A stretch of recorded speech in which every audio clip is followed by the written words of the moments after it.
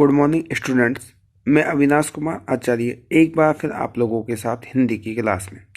आज हम यहाँ जानने वाले हैं उत्साह और अट नहीं रही चैप्टर्स के बारे में, जो सूर्यकांत त्रिपाठी निराला के द्वारा लिखा गया है। इसका पहला प्रश्न है, रामकृष्ण परमहंस और विवेकानंद की विचारधारा ने रिक्त स्थान पर विशेष प्रभाव डाला। तो आंसर है इसका निराला। नेक्स्ट प्रश्न है, सूर्यकांत त्रिपाठी निराला का जन्म बंगाल के महिषादल में रिक्त स्थान में हुआ। तो 1899 में इनका जन्म हुआ। नेक्स्ट प्रश्न है, उत्साह एक रिक्त स्थान गीत है जो बादल को संबोधित करता है। तो ये आंसर इसका आह्वान। नेक्स्ट प्रश्न है, अट नहीं रही है कविता रिक्त स्थान की मादकता को प्रकट करती है।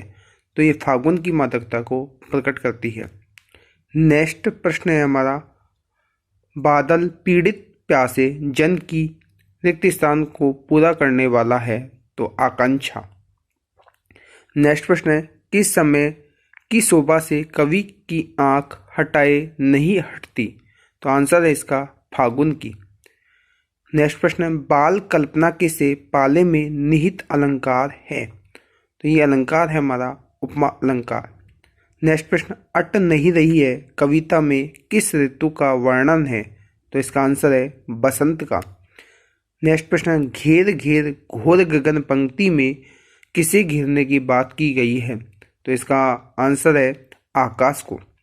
नेक्स्ट प्रश्न है, बादल किसका प्रतीक है।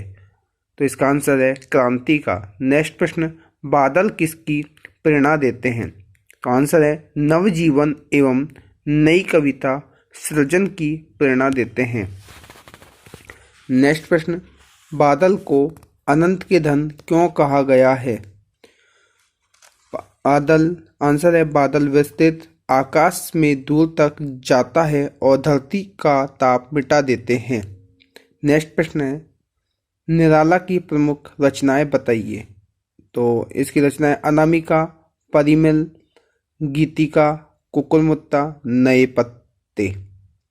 नेक्स्ट प्रश्न है, अट नहीं रही कविता का वर्ण विषय क्या है। आंसर है फागुन मास का प्राकृतिक सौंदर्य कविता का वर्ण विषय है। नेक्स्ट प्रश्न है, जल से शीतल करने का आशय स्पष्ट कीजिए। आंसर है गर्मी की ऋतु के बाद बादल आकर धरती को अपनी वर्षा से शीतल कर देते हैं। कवि बादल का आह्वान करता है कि वे पृथ्वी वासियों को कष्टों से मुक्ति प्रदान कर सुख शांति दे। नेक्स्ट प्रश्न है, कवि निराला ने बादलों से गरज कर बरसने को क्यों कहा है। आंसर है बादल के दो रूप हैं, रिमझिम बरसने वाला, कोमल सुंदर रूप। सेकंड है गरजने वाला, कठोर क्रांतिकारी रूप। कवि समाज में व्याप्त दुखों, भूख, शोषण और उत्पीड़न को मिटाना चाहता है, इसलिए उसको बादल के गरजने वाले परिवर्तन लाने वाले रूप का आह्वान करना ही उचित प्रतीत हो रहा है।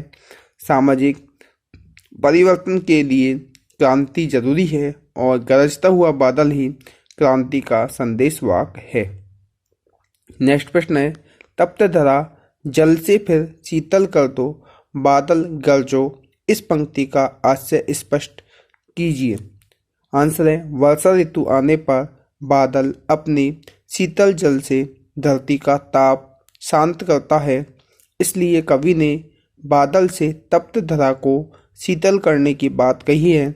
इसके अतिरिक्त तप्त धरा से कवि का आशय नाना प्रकार के कष्टों से दुखी जनता भी है। Thank you.